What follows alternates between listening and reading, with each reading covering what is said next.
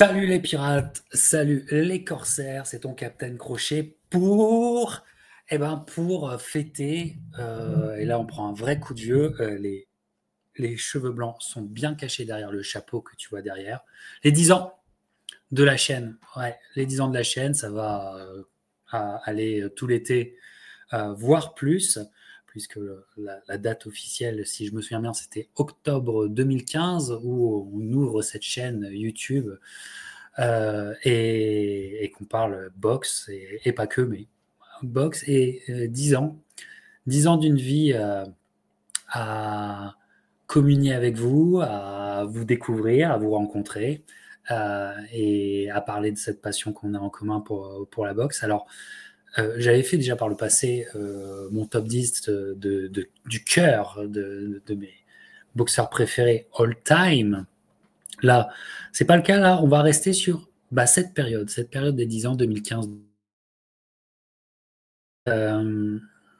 avec ces boxeurs qui ont éclos, qui ont rayonné, si on peut dire, pendant cette période, et ceux qui m'ont fait le plus kiffer, comme on dit chez les jeunes, ce qu'on n'est plus évidemment, mais qui m'ont fait kiffer, c'est-à-dire avec un plaisir esthétique, un plaisir de visionnage, un plaisir vraiment de pugilisme, ou qui remplissait à la fois mon IQ et encore un sens du beau sur le ring.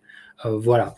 Donc, je pense que je ne vais pas trop vous surprendre, mais évidemment, vous me connaissez, je vais beaucoup tricher, évidemment. Et on va commencer tout de suite avec le numéro 10, roulement de tambour.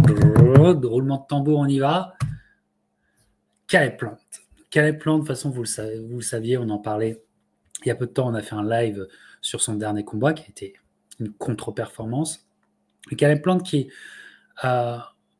n'est pas, je dirais, un boxeur qui a brillé par son punch ou autre, mais c'est dès le départ, dès son éclosion sur PBC, et c'est à cette époque où PBC vient de naître, et sur YouTube, on a beaucoup tous les petits combats dans les petites réunions, et on se mate ça après qu'elles aient été diffusées.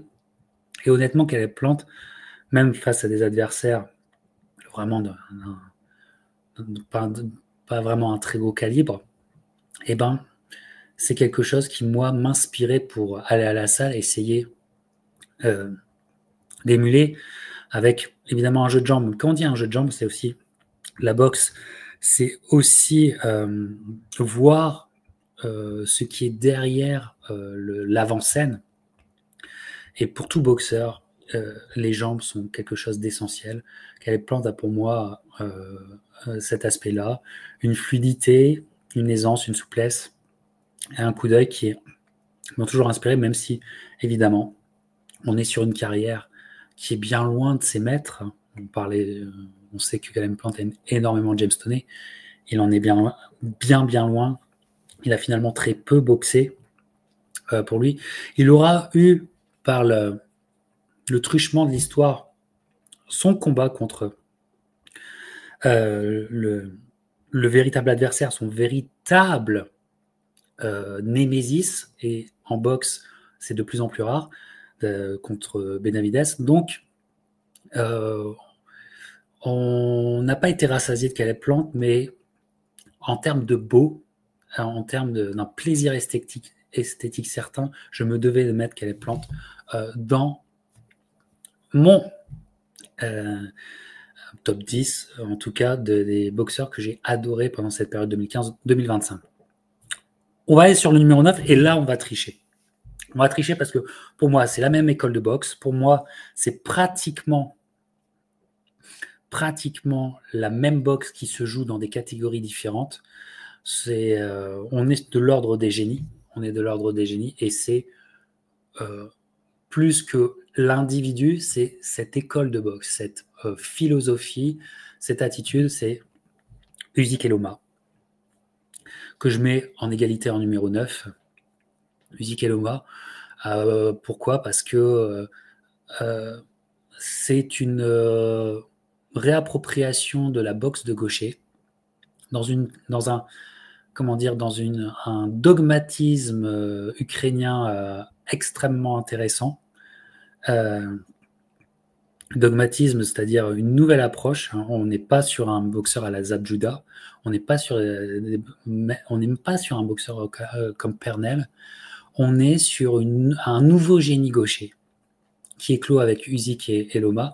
Loma qui vient d'annoncer sa retraite et qui aura sa discussion Love FM sur la chaîne, c'est une évidence. Loma qui a eu une carrière qui était époustouflante et quelque part, ça a pratiquement joué contre lui, puisque la plupart du temps, c'est tellement époustouflant que ça en devient presque inhumain. Inhumain de perfection. Voilà. J'ai évidemment préféré Loma quand il était touché, quand il se passait quelque chose. Je préfère le combat contre Linares que le combat contre Rigondeaux. Ça, c'est une évidence. Mais quelle impression. Et puis on a eu la chance d'avoir des pirates, je pense à mon ami Clément, qui ont eu la chance de le voir de leurs propres yeux, et c'est quelque chose d'exceptionnel.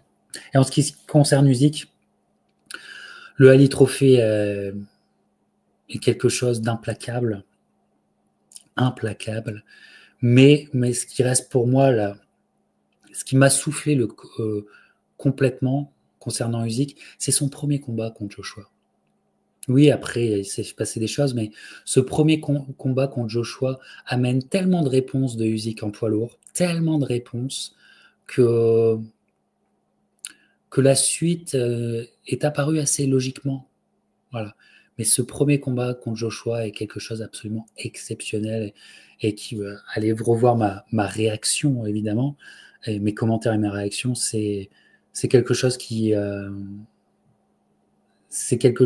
est de l'ordre de l'exploit sportif tellement fort, tellement grand, que je n'ai plus qu'applaudir. Et évidemment, il s'est passé, avec Usyk et avec Loma, il s'est passé quelque chose, je pense, dans la boxe, notamment pour les gauchers, mais pas que, mais dans la boxe gaucher, une nouvelle approche qui restera profondément.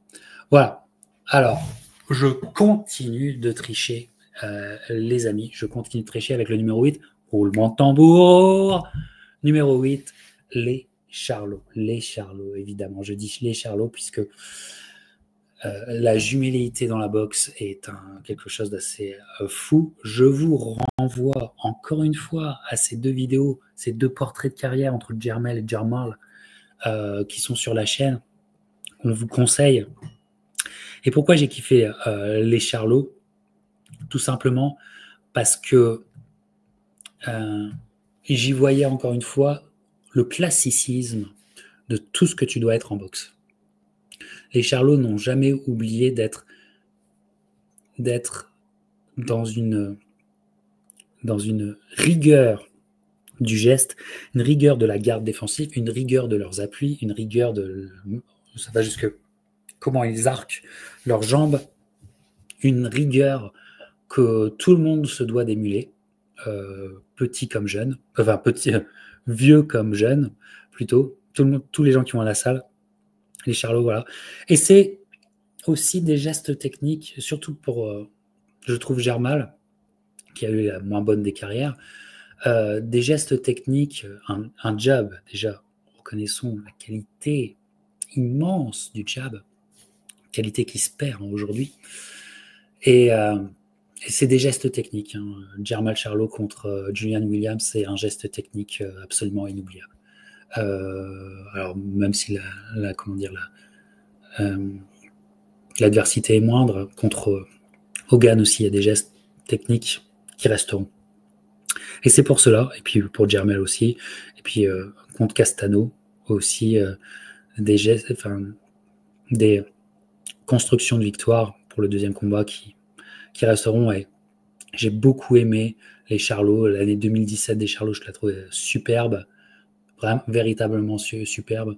Et c'est quelque chose au-delà de la personnalité qui importe peu finalement, mais on ne peut pas passer à côté, c'est les Charlots, c'est l'amour du classicisme en boxe. Et pour cela, je me devais de les avoir. Allez, on va passer au numéro 7, où là, il n'y aura qu'un nom. Numéro 7, c'est Canelo. Oui. Alors que Triple G, notre chouchou, je vous l'annonce direct, ne sera pas dans le top 10. Alors, j'ai préféré mettre Canelo. Pourquoi? Parce que aussi Canelo, c'est une gestuelle. Aussi Canelo, c'est un style. C'est une signature, si on peut dire. L'année 2021 est absolument exceptionnelle.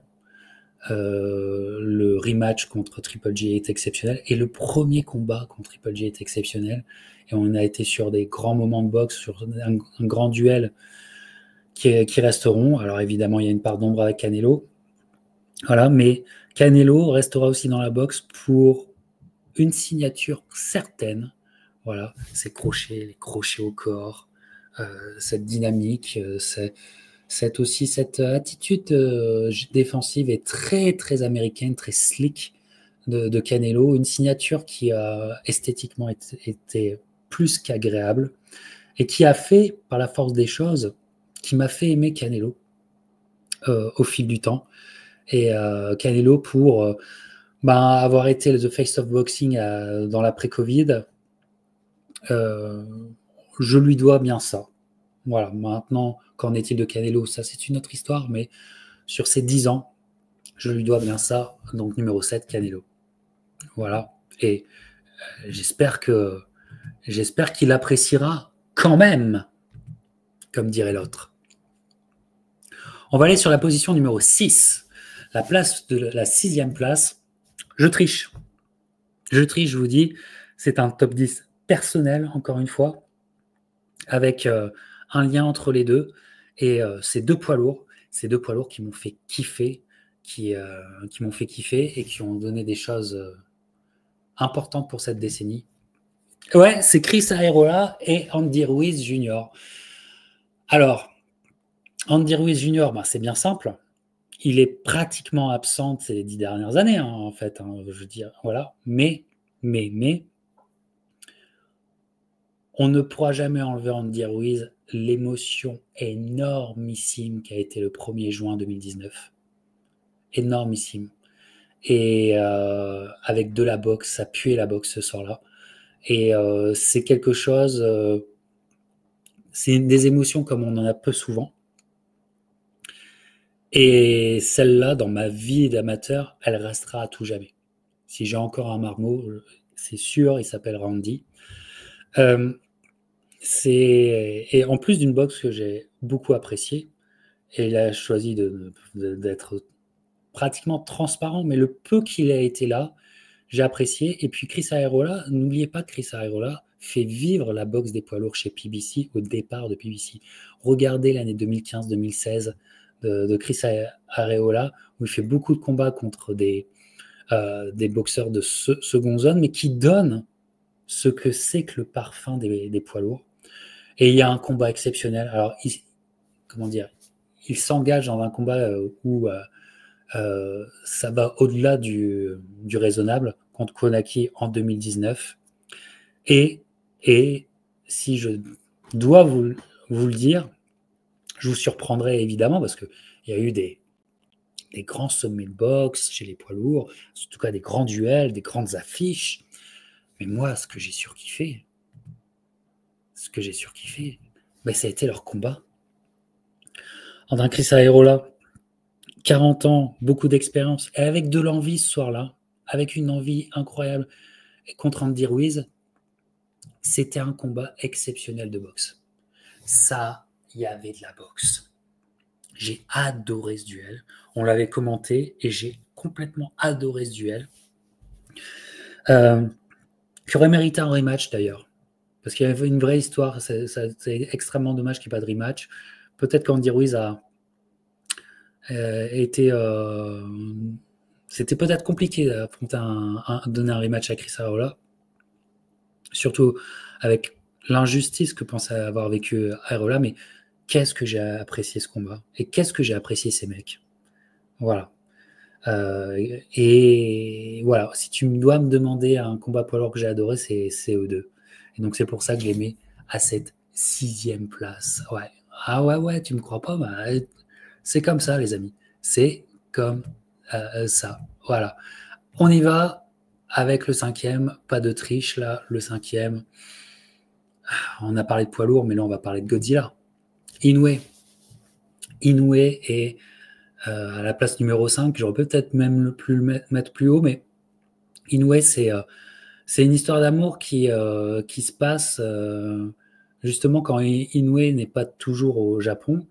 Moi, là où je chavire, si on peut dire, bah, c'est quand il est en Écosse, contre Rodriguez. Encore une fois, au sein du Ali Trophy. On a un peu oublié cette période-là. Et c'est un combat pour moi qui dit tout et qui me fait dire que Inoue est quelqu'un d'à part. Avec un Rodriguez qui donne peut-être un premier round énorme face à Inoue. Et Inoue au 2e round qui règle l'histoire. Ça a été quelque chose qui m'a profondément choqué dans le bon sens. J'ai été choqué de ce contrôle et de ce déterminisme. Voilà, et Inoue, c'est esthétiquement quelque chose de magnifique puisqu'il amène des KO highlight absolument incroyables. Son combat qui restera dans l'histoire contre Donner, le premier combat, mais le 2e restera aussi dans l'histoire pour cette destruction. Et on est dans l'ordre, avec Inoue, on est dans l'ordre de la destruction et c'est un sentiment très à part, très très à part que pouvait nous donner Tyson à la grande époque. Certains autres, et Inoue nous a beaucoup donné ça ces 10 dernières années, sur cette décennie, il nous a beaucoup donné ça, et ça a été un plaisir esthétique énorme. Et alors là, on va aller sur la 4e place, et je vais véritablement vous surprendre, mais encore une fois, je parle de kiff, je parle d'un plaisir intrinsèque, et je ne parle que de plaisir de visionnage. Bah, mon numéro 4, c'est Gervonta. Ouais, mon numéro 4, c'est lui, c'est Gervonta. Et pourquoi c'est lui? Parce que je pense avoir été une voix qui a le mieux organisé ma pensée, si je puis dire, ou articulé ma pensée sur le fait que Gervonta Davis a une carrière parallèle, d'ailleurs, de toute façon, c'est une expression qui vient de chez moi, qui a une carrière parallèle, c'est-à-dire une carrière contrôlée, une carrière où il est évident qu'on a évité les risques. Loma, il est évident maintenant aujourd'hui que Gervonta n'a pas voulu s'embêter à affronter Loma. Et c'est pour ça que Gervonta, il est dans mon top 10, mais il méritera certainement pas d'être dans l'histoire. Certainement pas. Puisque à force d'éviter, on passe à côté de l'histoire. Et il y est passé tout seul, avec son entourage, et la responsabilité lui revient. Mais, ceci étant dit, quel plaisir de voir Gervonta faire sur le ring ce que j'appelle des coups de baseball. Vous savez que j'adore le baseball, mais pour moi, c'est des coups de batte de baseball quand par exemple, il assomme Gamboa. C'est esthétiquement magnifique. Les gestes sont beaux. Les gestes sont beaux.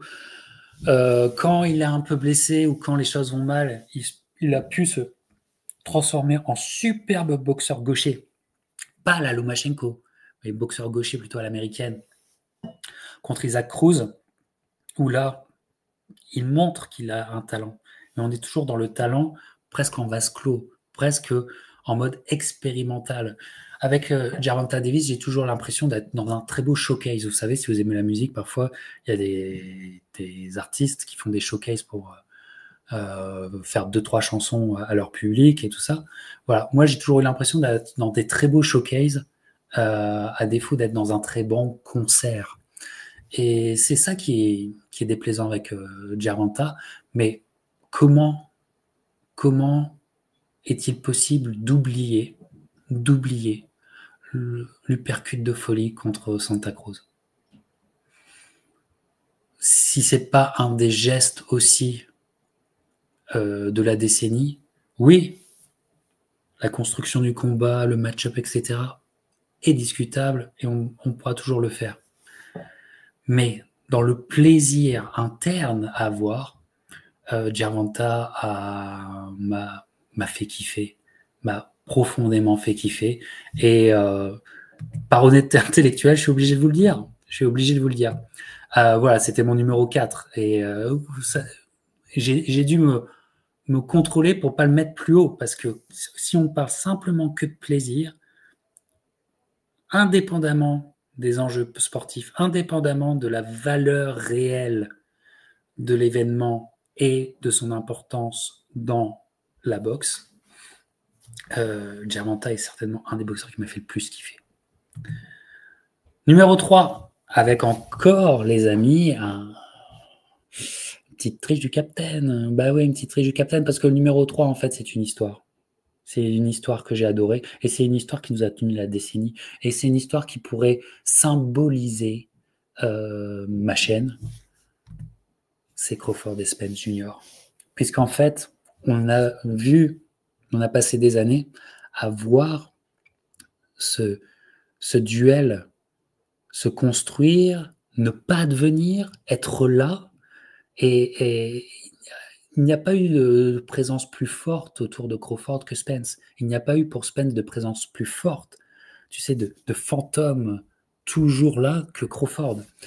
Alors Crawford a montré quel génie de la boxe il était, mais n'oubliez pas l'impression absolument, j'allais dire l'impression impressionnante, mais l'impression dévastatrice qu'était Spence avant son accident de voiture. Et il est évident que tout a changé après à ce moment-là et qu'on était plutôt dans des faux semblants qu'on arrivait à vous dire déjà à l'époque. Mais le Spence avant son accident de voiture, c'est encore une boxe cochée beaucoup plus ordinaire, mais un rouleau compresseur qui fait mal à des boxeurs d'une qualité, destruction de Chris Algieri, alors que Chris Algieri sortait d'un très bon combat contre Amir Khan, destruction de Lamont Peterson, et ainsi de suite. Voilà, c'est une solidité. Lui, on aurait pu l'appeler team solide à cette époque. Lui, il aurait pu faire sa team solide. Quelle solidité, Spence, même si techniquement, il avait moins d'arc, il avait moins de cordes à son arc que Crawford. Crawford qui peut switcher, Crawford qui est absolument magnifique, et finalement, on aura vu que qui était la légende des deux, c'était Crawford, mais n'oublions pas comment l'histoire ça a été faite, et ne refaisons pas justement l'histoire. Il y a eu des années entières où on pouvait légitimement se demander qui était le plus fort. Et beaucoup, et même certains de mes amis, pensaient que Spence, par sa physicalité, était plus fort. N'oubliez pas le combat contre Porter non plus.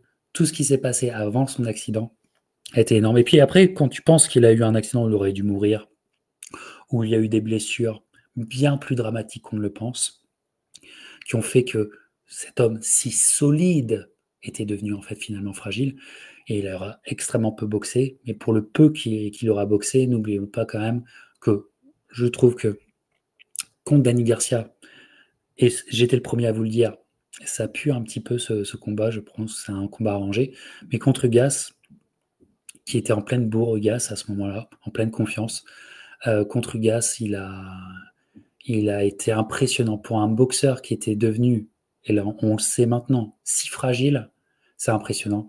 Et finalement, la conclusion de tout ça, et l'évidence est sortie quand le combat contre Crawford s'est fait, où il n'y a pas eu combat. Mais la messe était dite. Mais n'oubliez pas que ça a été le grand duel de notre histoire. Et ça ne s'oublie pas. Numéro 2. On vient d'en parler, numéro 2. C'est Sean Porter. J'ai kiffé ce mec. Allez revoir la discussion Hall of Fame Sean Porter. Je vous la conseille avec Antoine et avec Guillaume de 130livres.com. Ça remonte à quelques temps déjà. Personne ne traduit la volonté, ne transpire la volonté sur un ring. Personne ne le fait aussi bien que Sean Porter.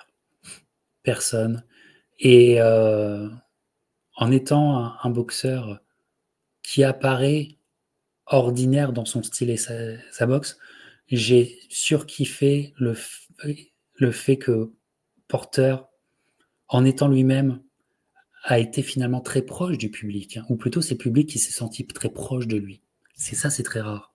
Ça, c'est très rare. Et je pense que c'est ça aussi avec Sean Porter. On a senti que le public était très proche de lui. On est naturellement porté à être avec lui, à le soutenir. Et Sean Porter, c'est un exemple. Voilà. Cette envie d'y aller, cette envie qu'il a eue m'a toujours inspiré, vous a toujours inspiré. Et même si c'était pas aussi highlight, je veux dire, c'est toujours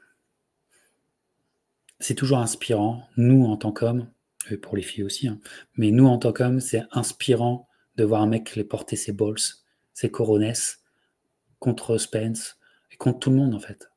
Et contre tout le monde. Et c'est, pour moi, c'est un grand champion. C'est quelqu'un qui mérite le Hall of Fame très, très vite. C'est quelqu'un qui montre aussi que la boxe, parfois, ça peut être plus simple qu'on ne le croit. Mais la volonté chez lui est tout à son honneur. Et quel plaisir d'avoir supporté Sean Porter. Quel plaisir. Ça a été un plaisir immense pendant ces 10 ans. Et voilà. Et les amis, on est déjà au numéro 1. Au numéro 1. Alors, le numéro 1 que j'ai le plus kiffé sur ces 10 ans, roulement de tambour, c'est David Benavidez. David Benavidez m'a donné des impressions majestueuses, surtout dans les années 2020, même si je le découvre en 2016, je suis sur le cul en 2017 dans son combat contre Porky, où il y a le fameux highlight de ce combo venu tout droit de Flash, qui est énormissime, et avec un physique, voilà, c'est pas un Apollon, mais c'est un putain de boxeur, et c'est un guerrier. C'est quelqu'un qui s'est renouvelé, et qui, quand il est revenu à la boxe après sa suspension, a été d'une qualité, et même si les match-ups sont ce qu'ils sont, quelle impression dévastatrice il a réussi à donner. Voilà. J'ai jamais vu, gloire à David Lemieux, qui est un boxeur que je connais bien, et que je suis allé voir, mais c'est des destructions qui sont sans pareil. Sans pareil. Dimitrius Andrade, mais alors, encore une fois, les match-ups, on peut dire ce qu'on veut, mais l'impression qu'il en ressort était une impression folle. Et j'ai adoré, dans ces années post-Covid, j'ai adoré qu'il chasse Canelo et qu'il ait mis tu sais, qu'il ait soufflé dans le cou de Canelo, et que Canelo s'est bien chié dessus quand même. Et parce que la menace était réelle, et c'est rare en fait. C'est assez rare. Et c'était visible. On savait que c'était assez rare. Voilà, dans mes plus de 30 ans d'amateur de boxe, quelqu'un qui part à la chasse du champion de son époque, qui est aussi dominant, aussi impressionnant, qui arrive à trouver des solutions à des boxeurs extrêmement différents, c'est très très fort, et ça allait de destruction en destruction, du frère Dirrell à Caleb Plant. D'ailleurs, Caleb Plant, s'en est-il à jamais véritablement remis de cette destruction de Benavidez? Je n'en suis pas sûr. Une destruction qui se fait en quelques rounds. Une précision, voilà, c'est un style. Benavidez, c'est un style énorme. C'est une grinta, son combat contre Morel. Pour moi, là, la soirée du David Benavidez contre David Morel reste pour moi la meilleure soirée de l'année pour le moment. Pour le moment. Je suis ultra fan de ce qu'il fait et de ce qu'il nous donne. Alors évidemment, on aurait voulu le voir contre les grands de son époque, mais je crois bien que, à la différence de Gervonta, comment dire, ce n'est pas son entourage qui lui a fait une carrière pareille, c'est les adversaires de son époque qui se sont dit on va peut-être éviter, parce que qui passe devant David Benavidez n'en ressort pas indemne et voit sa carrière changer à tout jamais. À tout jamais. N'oubliez pas ce sentiment, qui est vraiment un sentiment très fort pour moi. Quand j'appelle au combat Benavidez contre Canelo, à la suite du combat contre Plant, qui reste un de mes combats préférés, ou contre Demus Andrade, ou même avant, hein, parce que dès contre David Lemieux, c'est une évidence. Une évidence. Comment dire, on arrive à avoir du recul sur notre passion, tu vois. On arrive à avoir du recul, mais là, quand la demande est tellement forte que finalement, c'est notre passion qui... on redevient l'enfant footbox qui en appelle au dieu de la boxe pour avoir le combat qu'on veut. On ne l'aura pas, ce combat. On ne l'aura, je pense, jamais, parce que... Et c'est bien dommage. Ou alors, pas comme on l'aurait voulu. Ça, mais cette sensation, cette impression Benavidez a été véritablement sans pareil pour moi. Pour moi, en tout cas, un souffle sans pareil, véritablement. Voilà. J'ai mis un peu de temps à faire ce top 10 pour qu'il me corresponde au mieux et puis que je sois le plus honnête possible. Vous m'en direz des nouvelles. J'attends vos commentaires, évidemment, sous la vidéo. Alors, pour mes corsaires qui auront cette vidéo en avance, attention, chute, pas de spoiler, s'il vous plaît. Trigger warning est demandé. Mais voilà, première vidéo des top 10 et surtout première vidéo des 10 ans de la chaîne. Il y aura, comme je vous le dis, beaucoup de vidéos sur plein de sujets différents sur les 10 ans de la chaîne. J'espère que ça vous a plu. Vous savez ce qu'il vous reste à faire, comme vous avez vu sur la cover de cette vidéo. Subscribe, on s'abonne, on continue, on soutient pour les 10 prochaines années. Bah ouais, j'ai rien d'autre à faire, moi. Donc, t'en as encore pour le Captain pendant 10 ans. Porte-toi bien, ciao.